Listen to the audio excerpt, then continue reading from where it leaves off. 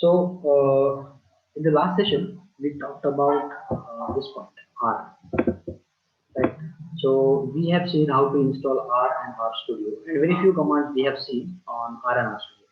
But as it is there in your syllabus, it's mentioned in your syllabus. Let's try to see some more things about R, and then we can go and we can compare R and Python, right? How one can make use of either R or Python or both for data science, right? As the subject itself is data science, so that's why we will be discussing about few things about R also, so that you should have an idea about R also, even if you are aware about Python maybe, but yes, one should have R idea about R, and that is going to really help. Okay, so I told you, I have already shown you how to install RStudio. In my case, RStudio is already installed, right? So in yesterday's session, I told you how RStudio is actually divided. So whatever you are able to see here, this particular thing, this window, this is called as console, right? This is what we have seen. Then not console, it is script window. This is called as script window.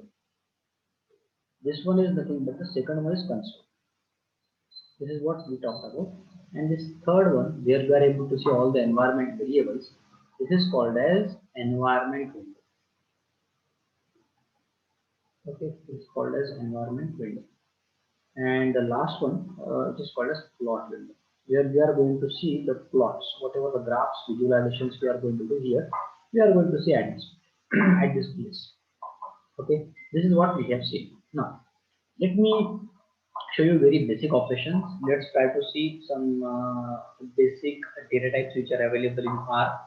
Let's see some basic data structures which are available in R, and then let's try to understand how actually make use of all those things one by one. So what I can will do is in my trainings I talk about R also. Whenever I conduct training for data science with R or with data science with Python, both of them they are possible. I conduct both of them. So I generally divide the sessions of R only into 9 PDFs or 9 files. Right.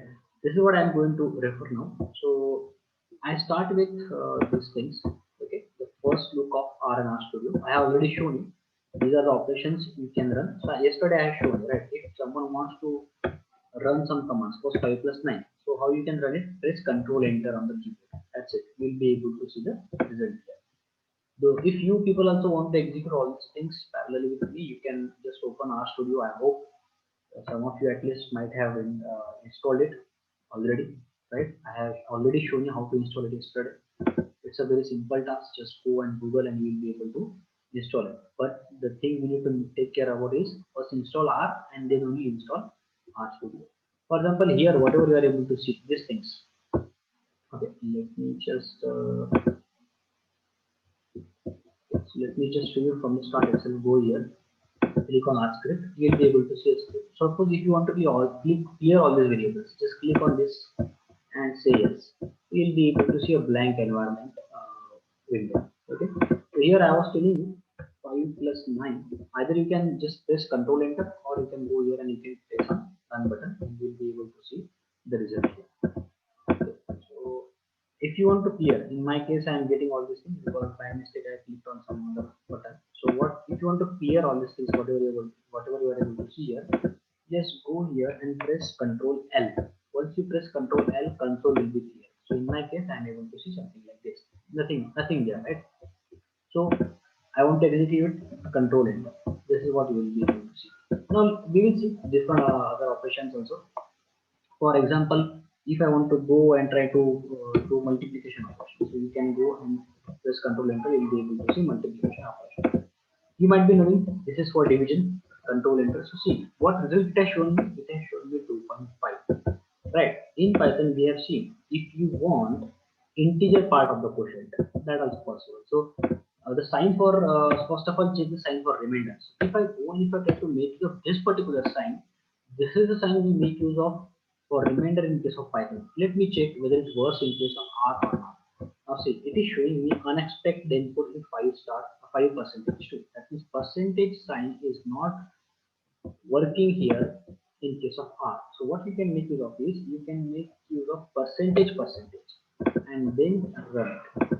and see you are getting remainder as well, because percentage sign is a remainder. So instead of 1%, you need to make use of 2% signs in case of R. I'm not asking you to mug it up. I'm just trying to share some of the differences between R and Python. Right. So do not take any tension that okay, if you understand this, you will forget Python. No, it is not like that. Okay. Now, in case of R, in case of Python, you might have done something called as you will get a quotient. But what if you want to quotient as a whole number? For example, here when I had tried to divide 5 with 2, I got the answer as 2.5, which was in decimal. What if I want the only whole part, whole number as a quotient, right?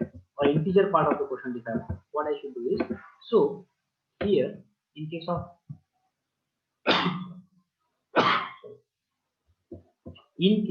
Python, we have seen use slash slash typecast to int. So there is no need to typecast it. Whoever is answering that, there is no need to typecast Sharon. No need to typecast here. Without typecasting, even you can go and you can get the integer part of the quotient in R. That's possible. See, what you can do is, if you remember, this is what you are trying to do in Python, right? So if I do the same thing here, it is showing me the error. So it is not going to work in R. So what we do is we use percentage only, but in between that we use slash. So this is what is going to give us the quotient as a whole number. That means instead of 2.5, my answer is going to be 2, or it is going to show me the integer part of the quotient. And the same. So run it. Now see, you are going to get. So no need to typecast or something like that. You just need to use percentage slash percentage. That's it. You will be able to see the answer as a whole number quotient as a whole number, right? So these are some of the basic operations one can do in R. Let's try to see and see. Whenever I am trying to press enter, it is adding lines 1, 2, 3, 4, 5, 6, 7, 8, right, like this. So whatever I am trying to do here, this is your script to do. Same thing I would have done here also. Suppose I want to do this one, percentage and then slash sign here and then 2. Yes, here also it's possible. Uh, either click here and then click on run. That's possible, or just press enter. One and the same thing, or you run it like this. That's also possible. Okay, so let's see some of the basic things. These are the things which I have shown. This in R is called as assignment operator. Let me show you. There are two assignment operators in R you can make use of. Suppose if I want to assign A is equal to 6, control enter. Now, what is the value of A? Control enter. So here it is showing me the value of A as 6. Now, this same thing can be done with this particular sign. Instead of this equal to operator, many times you will see people using this operator. Less than sign, dash, and 10. So this is actually assignment operator in R. Let me show. Let me run it. Now see B, type B, and run it. Now see, we'll be able to see the value of B as 10. Right? So that is called as assignment operator. And even in case of this environment window, you can check A is equal to 6 and B is equal to 10. So because we have assigned those two values, right? That's why. So remember that less than and dash, that particular sign is called as assignment operator in R. This particular sign. Okay. Let's move forward. Let's see. And R is actually case sensitive. If the particular command is written in uppercase, it should be in uppercase. Right? So these are all the things which I have already shown in all the operations. Now introducing some functions, some of the functions in R. So again, as in case of C, C++, or in case of Python, there is a print function in R also. So print.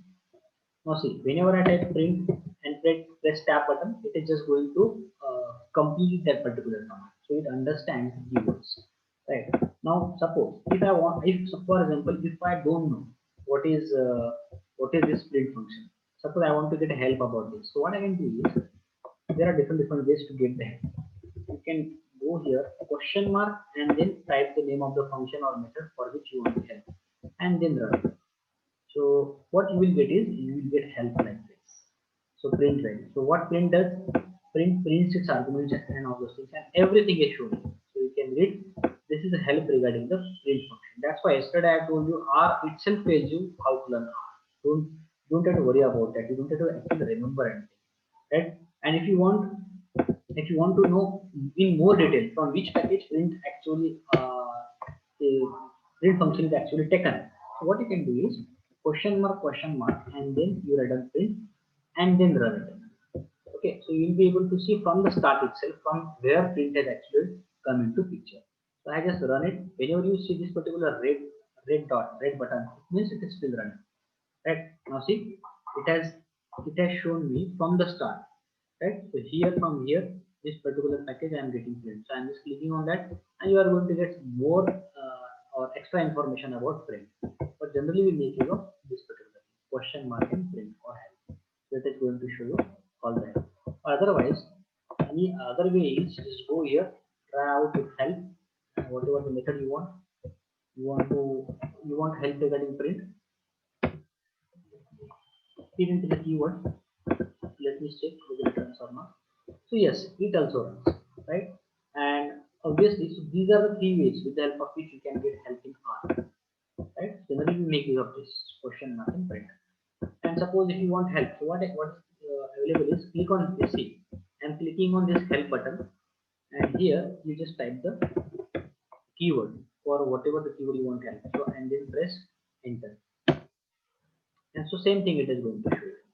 So that is also possible. So this is how one can take the help in R. That's what is actually mentioned below. Okay. So print function is going to do what? Print function is just going to print the value of the variable. Suppose I have written b, right? So print the value of b variable and control enter, and you will be able to see the value of b here. That's it. This is how we make use of print method. So after this point, afterwards, if you come across any method and if you want to learn that, you just go and put a question mark in front of that, and then put that particular keyword. You will be able to see that all help which is required for that particular method, which is going to help you to understand that method. And yeah, whenever I will upload this particular video, you will get the notes of R below that video in the description as usual. Right. After this, let me show you. Okay, how to comment, that is also shown here. Sharon, it is also shown here. We will cover that. So again, what are functions? What are you already know the definition of a function, right? So function allows you not to write the same code again and again. Same concept is there, whatever may be language. So what we do is we write down the name of the function and the arguments. So there are some points to remember. R is case sensitive. Okay, that means if you are trying to calculate the average or mean is the name of the mean method is like this and not like this. So that means uh, it is case sensitive. And the good thing about R is that RStudio shows the options as you type, right? That means what I have already shown. Suppose I want to know print. So see, as and when I am typing, it is showing me all the options, just starting with PRI, everything. That's why I told you. You need to remember it. So R itself takes the care for all these things, right? Next, let's start with some basic concepts. Vectors. Now, in general, in case of Python also, we have seen that a vector is a one-dimensional array. Same thing here we are going to talk about.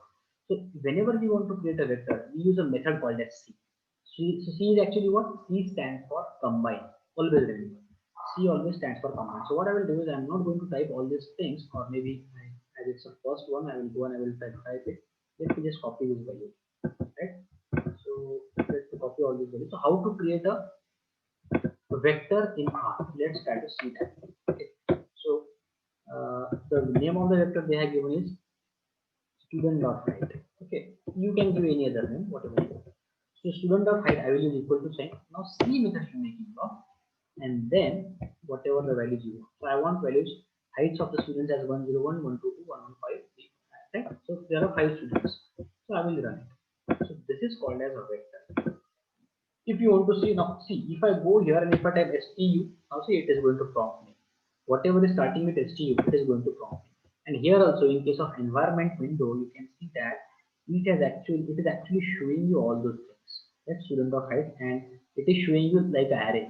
So vector is what? Vector is a one-dimensional array, right? So you will notice that data frame concept in Python is actually taken from R itself. I will show you. So student.height, when I type and I run it, now you will be able to see all the values, right? If you want to see what is student.height actually, you need to make use of class and the name of the variable and then control enter or run it. You will be able to see that the variables here are unique, of all the values are unique. So I think type is going to work. Let me check type of student.height and control enter. So see, it's a double. So it shows you the type of a data which is available, and by default it shows you type of command by default is double type. That's why it is showing. So in general, the data in case of student.height vector is actually a number. Okay, how to create the vector? Simply you need to make use of a command or a method or a function, we can say, that is C. C actually stands for combine, which we are going to make use of many number of times. Okay, and one of the basic functions, if I want to show you, see, if I want to calculate suppose mean, so this is what we were talking about, mean. I want to find out the mean of student.height. Just go here, press control enter, you'll be able to see the mean. And mean is nothing but what? It's a average. That's what is actually shown here in this case. Right? So now how to save? How to save any file in R? So I will show you how to save a file. So go here. Suppose I want to save whatever I have written here. Right? I want to save all those things in any one file. So generally the programs in R we save with .r extension. So what you need to do is just simply, as usual, you need to go here and just click on save. Right? So it will just ask you, it will just prompt you to do some name, right? And by default it is going to save it with .r extension. Right? Suppose if I go here and if I try to save it with WPU name, and click, and now it is going to save it with that particular name.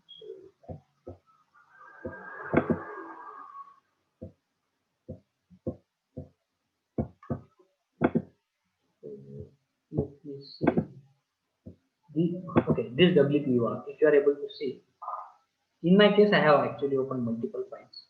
So you can see this one, WPU.r, right? So by default it has saved the file with .r extension. If you want to go and if you want to see on desktop, see this file. This is the file. I will just highlight it.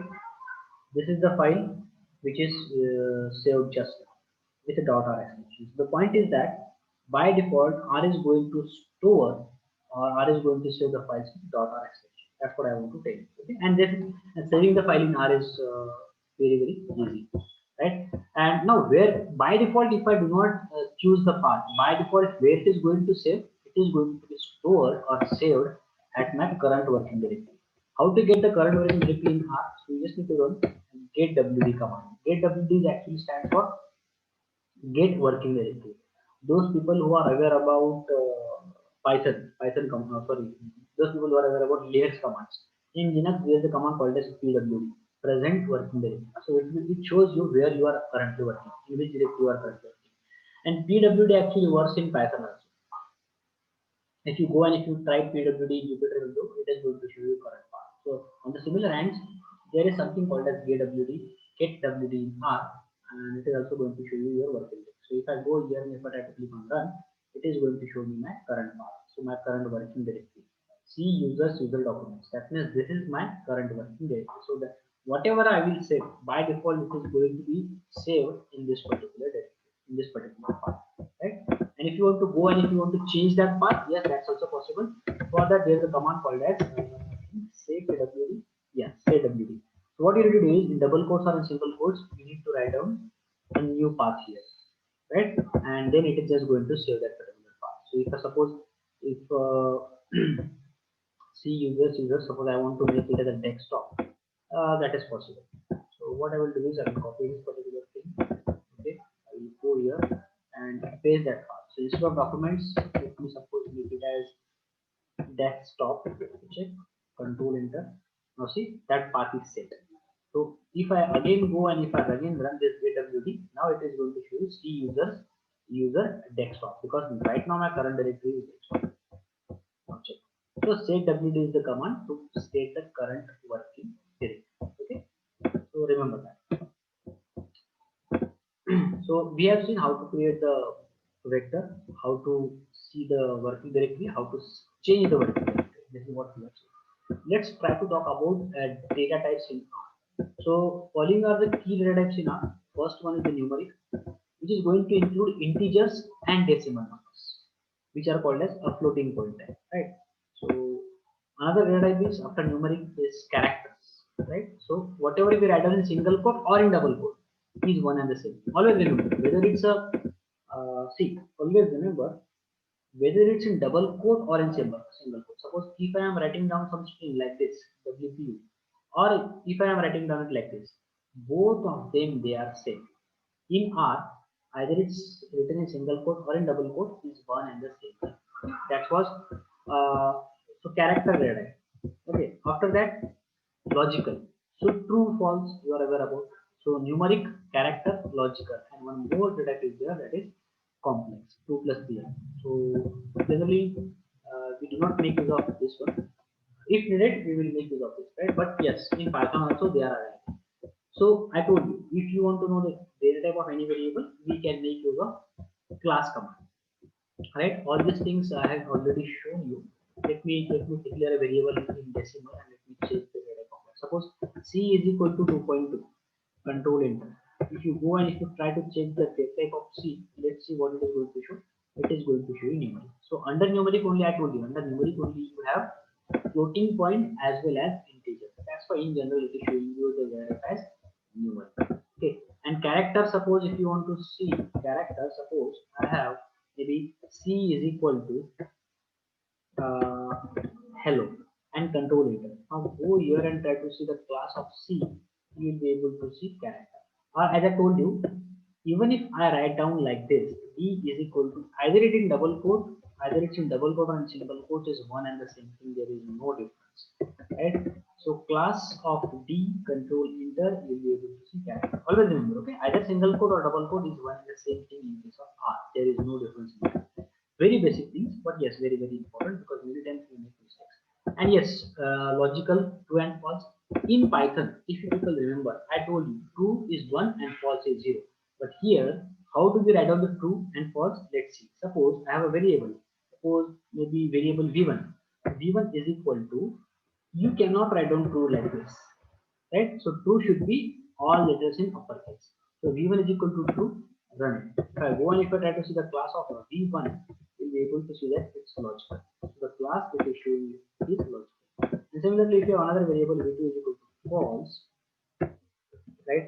And if I go here and if I try to run it as a false, control enter, and again here obviously it is also going to be the uh, logical class 2, right? And suppose let me see what is the answer for this. True plus false, right? If it would have been Python, it was 1. Let's see what it is.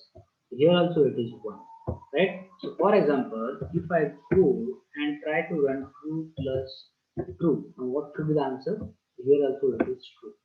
So here also true is 1 and false is 0. You need to remember that. For example, if I go here, true plus 5 if I do, you'll be able to see that answer is 6 because true means 1 and false means 0. Here also, same thing. The only thing is that it is written like this in case of R. So exactly same thing, whatever we have seen in case of Python, exactly same way it is going to work here. I hope everyone is able to understand that. Okay, and yes, these things we have already seen. And yes, you can repeat the last command in the console using up arrow. So what it is, see whatever the commands I have until now, I can on my keyboard I am just pressing. I will just highlight it. What I want to tell you is, see, just try to observe here. Okay. Now what I will do is, suppose I want to know previous command. So what I will do is I will just press upward arrow on my keyboard. I am going on pressing upward arrow or downward arrow. It is going to show the same. That's what it is doing. Okay. So if you want to run previous commands, definitely that's possible in R with the help of upward or downward arrow in case on your keyboard from your keyboard. Right? So yes, very very basic things. And yes, obviously we have already seen this plus, minus, and all those things. Basic operations in R we already talked about. Right? Division. Yes, power. I think I did not talk about. Let me show you. This particular sign is actually used for raise to or power in case of R. So that we call it as a caret. Suppose I want to run 3 raised to. Suppose, and what is raised to sign? It is shift and 6 button. 3 raised to 3. Control enter. So it is going to show me 27. So this particular thing is called as caret. Shift and 6 on the keyboard, you will get caret. Okay, another thing. Okay, anything remaining? Let me see. Yeah, that's all. So these are very basic things which we have seen. Let me show you very simple questions related to this thing which we have just now discussed. Okay. So yes, just try to check how many of you have understood whatever I talked about till now. The simple question is, what is the difference in the output of these two commands? One of these is in single quote and another in double quote. So A is equal to RStudio and B is equal to RStudio like this. So can you just let me know what will be the answer for this? What is the difference between these two? A is equal to RStudio and B is equal to RStudio. What is the difference between these two, A and B?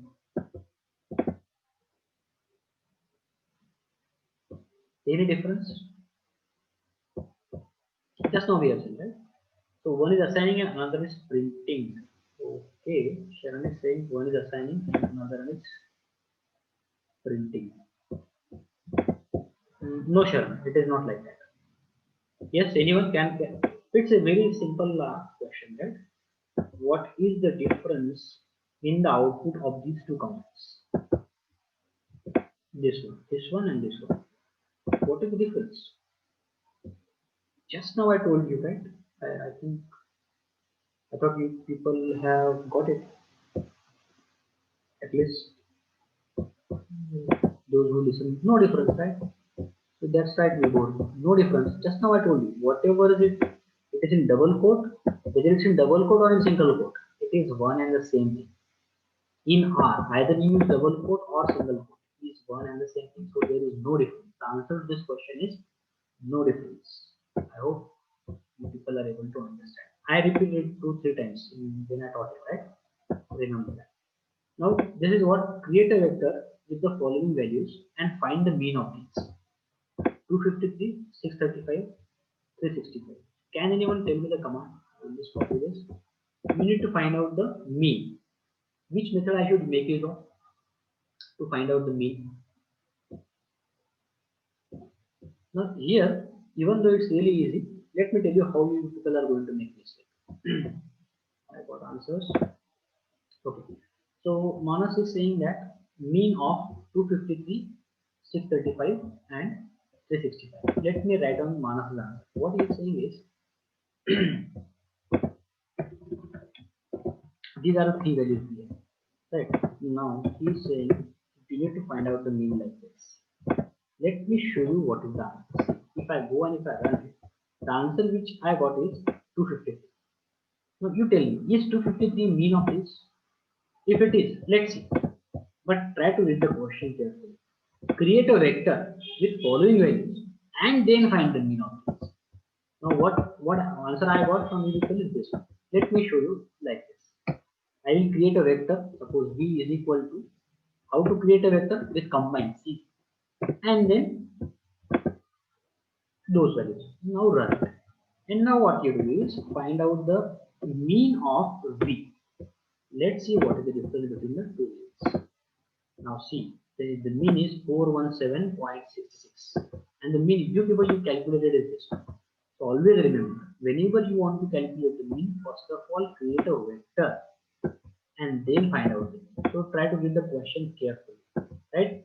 Obviously, those who tried it out, obviously that's good, but try to remember that in the question what was mentioned, in the question they said that create a vector with the following values and then find out the mean. Just try to observe here. Try to observe here that if you try to calculate the mean directly and if you try to calculate the mean after feeding the vector, there is a difference. There is a difference, right? So this always prefer this way. I hope you people are able to understand whatever. And what will be the output of the following code? So again, it's easy. We know that multiplication has higher authority, what do you say?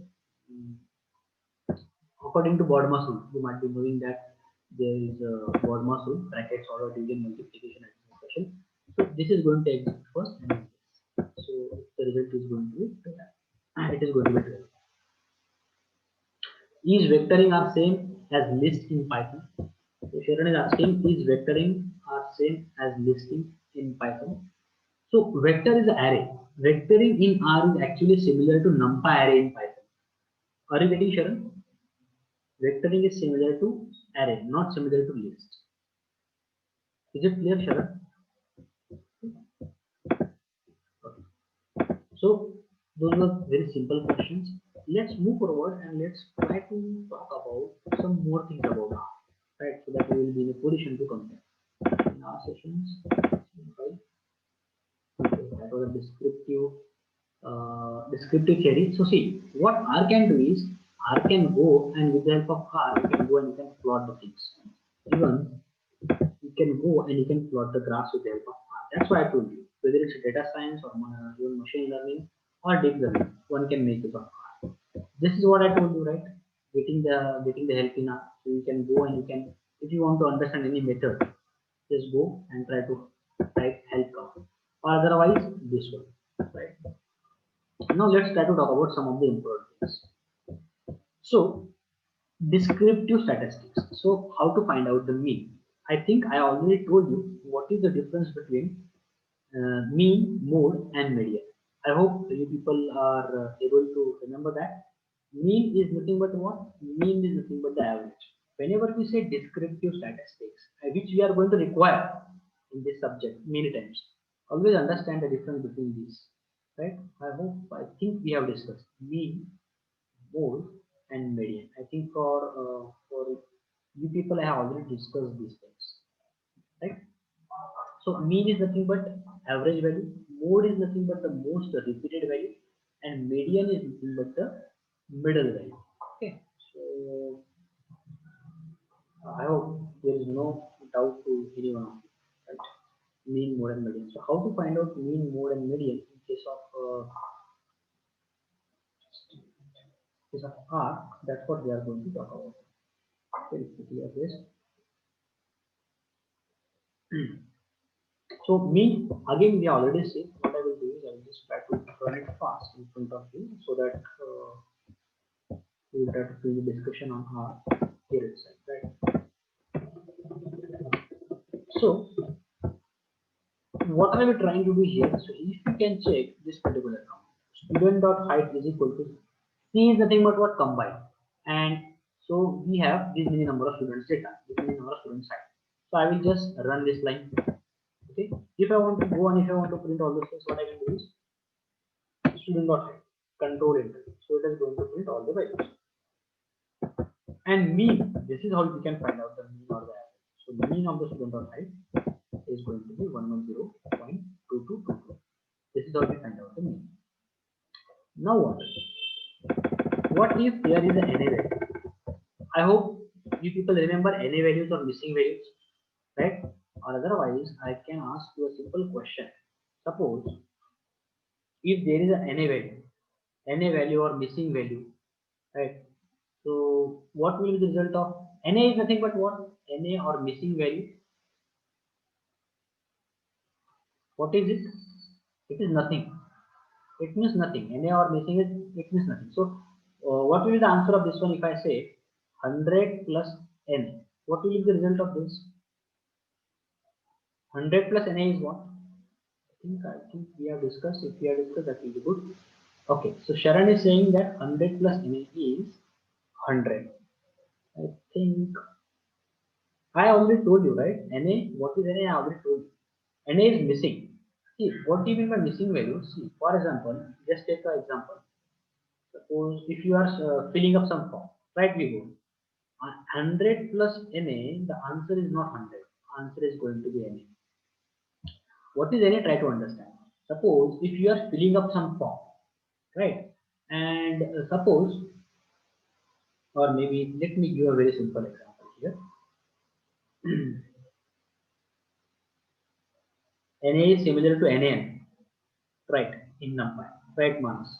That's what we have seen in NumPy. Let me give a very simple example. Suppose those people who are not aware about it, let's suppose there are some values. Maybe you have some data of employees who are working in some company. Okay, so it is the data is like this: employee name, okay, then employee salary. Maybe if they are working extra, they will get some commission, okay, and the total salary of the employee. Right now, suppose employee name is A, B, C, D. Okay. Now this, like this, there are hundreds of people, hundred thousands of people who are working. Now salary of employee A is 50,000. Salary of employee B is suppose 60,000. Salary of employee C is 40,000, and salary of employee D is suppose 70,000, something like this. The employee A has worked extra in a particular month, so obviously that person is going to get some commission. Suppose he got commission as 8,000. Employee B also worked, so he got commission as 5,000. Employee C did not work, so obviously he will not get commission. And employee D also did not work, so he will not get commission, right? So what will be the salary of employee A at the end of the month? It should be 58K. Salary of employee B should be 65K. How much salary employee C should get at the end of the month? Can anyone tell me? What should be the salary of employee C? Can anyone tell me? They did not work, right? So can anyone tell me what will be the salary of employee C at the end of the month? If the basic salary of employee C is 40K.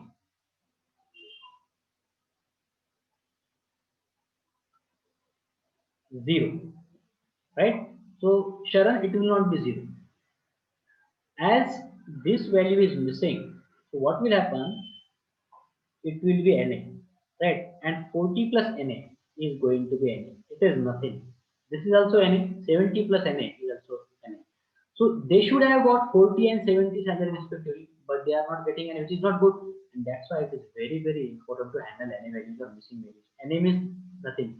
Always remember a basic point. Any arithmetic operation, addition, subtraction, multiplication, division, whatever it may be, any arithmetic operation with NA always results into NA. 0 and NA are different. They are not same.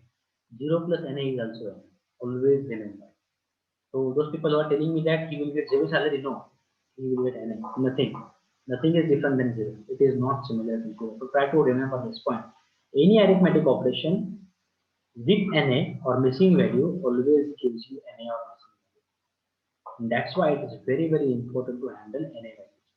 I think that's what I discussed when I talked about when we were discussing about Python, basics of Python, right? So try to remember that.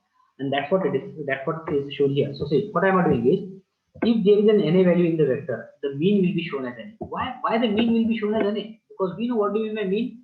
Mean is nothing but addition of all the values divided by total number of values. So as I'm saying that 100 plus 106 plus 121 and plus so on plus NA, I told you any arithmetic operation with NA always results into NA. Means you are going to get the mean at any moment. Let me show it to you. See, this is what student dot height 1 I am trying to create, right? So we will see how to handle NA value. So student dot height 1 I am going to create, and in case of student dot height 1 we have one NA value controlling. So you can see NA value. So what I will do is I will try to find the mean of this, mean of student dot height 1, right, and then controlling it. Now what you got, try to observe. You got the mean as n. Why is it so? I told you any arithmetic operation with NA always results into NA. Same applies in any language. You talk about any language, same thing is happening, right? So that is the point. So whatever answer you are able to see here, so it is actually mean of student dot height, not the mean of student dot height 1, right? So so you need to remove NA from the calculation, and that can be done by argument NA dot RM.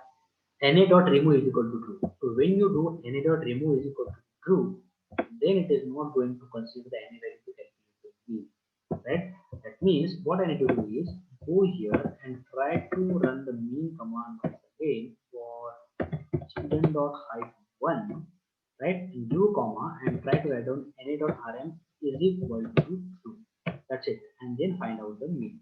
Then just run that line, and now here you will be able to see some answer, because now it did not consider this NA value. It has removed this NA value, NA dot R. So this is how we handle NA value in R, right? That's the important point. Remember that. I hope everyone is able to understand.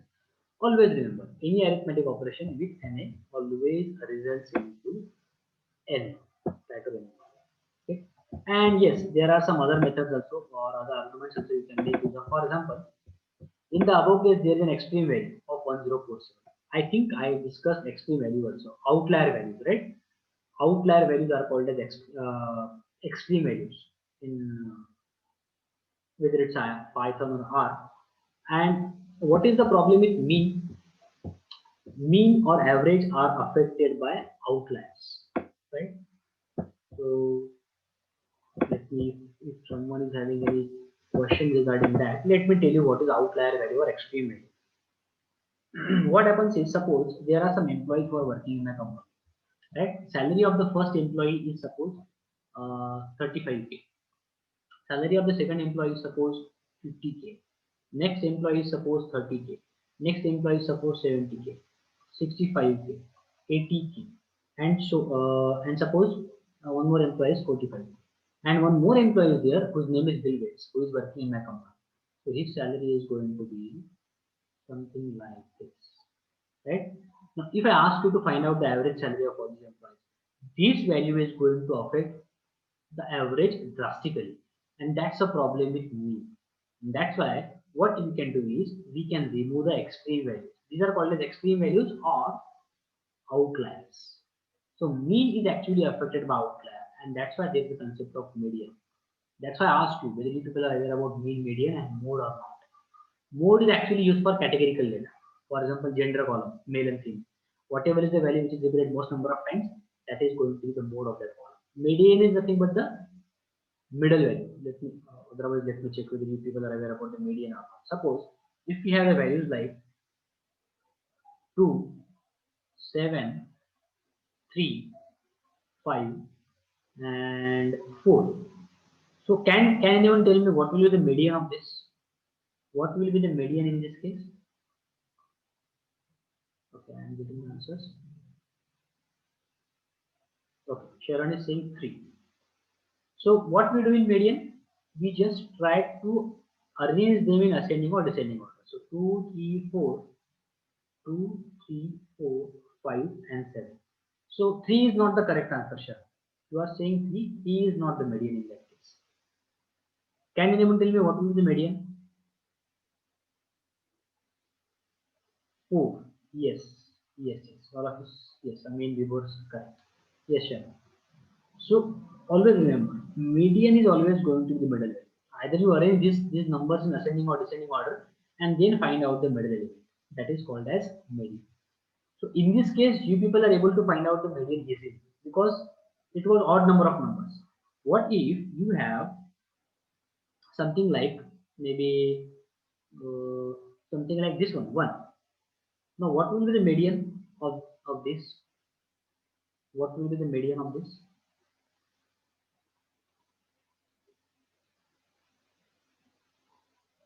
3.5. Okay, Sharon is saying 3.5. So how we find out the median? So 1, 2, 3, 4, 5. What is that? 7. Okay, so 1, 2, 3, 5, 7. Anything remaining? Okay. So in this case, these are even number of values. So what we do in that case? We found out the average. We find out the average of the middle number. So average of this one is 3 plus 4, 7. 7 divided by 2, it is 3.5. That's why the median in this case is 3.5. So always remember, why do we use median? Because mean is actually affected by outliers. If there are some outliers like this, you can go with median. And mode I already told you. Mode is actually used for categorical data.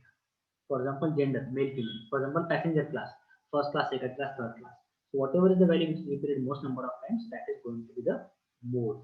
I hope everyone is able to understand mean, mode, and median. Okay, so Chanak Tank, just try to understand. Median is going to be 3.5. Okay, we have written something like 3,4. I hope everyone is able to understand it. Okay, moving forward. Now, if there are some outlier values in your data set, what you can do is in R there is an option to trim the data. The argument trim is equal to 0.1. will remove 10% of the data from the top and 10% of the data from the bottom. So if there are some outlier values, for example, 1047 is outlier value in this student.height. So what you can do is you can make use of trim method, right? So which is not going to affect the average. So this is my student.height, right? So what I will do is mean of student.height 1, okay, comma. What we want, we do not want any, so we will just try to remove any value, and even we do not want outlier value. So 0.1, 0.2, whatever you want. So trim, it is going to remove 10% from the top, 10% from the bottom, and then you are going to get the correct. So this is how we find out the mean. This is how we find out the mean, and we handle NA values and outliers. Now median, I already told you how to find out the median in case of R. You just need to make use of median method. That's it. For example, in this case, if I want to find out the median for student.height, yes, you can go and you can make use of median method. So R basically works on functions only. So for example, if I go and if I try to find out the median of student.height, it is going to show me the value of median. So MEDIN is the method which is used for finding out the median. And mode, how to find out the mode? So there is no direct method available. It's hard to find out the mode. What we can do is, see, we already have a student.height. First of all, what we do is we use a table command. Table command is going to do what? Table command is going to show you which value is repeated how many number of times. For example, in student.height, if you go here and if you try to check the values of the student.height, you will see which value is repeated how many number of times. So here as data is very less, so you can see that 100, 101, 111. So 111 or 111 is repeated 2 times and all the other values are repeated 1 time. So as there is no direct method, what we will do is first of all we try to use the table command. Table is going to give us which value is repeated how many number of times. Like this, for example, 111 it is repeated 2 number of times and all the other values are repeated 1 time. Once this is done, you can go and you can just sort it like this, right? And then you will be getting the mode at the end. If you want it at the start, that is also possible. So what I can do is table of student.height. You can go and you can store it some variable, right? This is what your A is, and now you just go and sort of A. So you will be getting the mode at the last. Or if you want mode at the start, that's also possible. Let me, yes, decreasing is equal to 2. Just make it as 2 and then control enter. Now you will be getting the mode here. So mode is nothing but what? Most repeated value. So try to remember how to find out the mean, mode, and median. There is no direct method available to find out the median. And yes, there are some things like range. What do you mean by range? So range provides the highest and the lowest value. So how to calculate the range? We need to make use of range method. So in this case, suppose 100 is the lowest value and 121 is the highest value. That's what range method is going to give you for your student.height vector. If I go here, range of student.height, control enter, it is going to show me 100 and 121. So minimum value and maximum value, that's what it is going to show me. Remember, okay, range method is also very important. It's going to be very helpful for statistics. And talking about these things, I already talked about these things in Python. 0 percentile lowest value, 25 percentile, quartile 1, quartile 2, quartile 3, and 100 percentile highest value, right? How to find out the quantiles, 0 percentile, 25 percentile, and all those things in case of R, so we make use of a method called as quantile. So if I go here and if I try to make use of a method quantile, it is going to show me all those things, which even you can get from box answer. Q-U-A-N.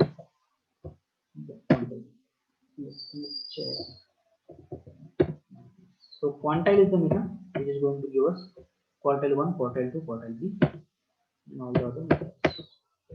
So quantile of which variable I want, student.height, see. So see, 0 percentile is 100, 25 percentile is 106, and I already explained this even what is the meaning of percentile. If anyone is having any question, you can put your question in the chat box if you are not able to understand the meaning of percentile or quantile. Okay.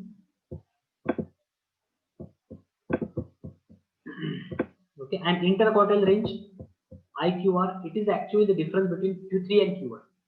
Interquartile range is the difference between Q3 and Q1. So in our case, if you go and if you try to see the value of Q3, Q0, Q1, Q2, right? Q0, Q1, and Q2 and Q3.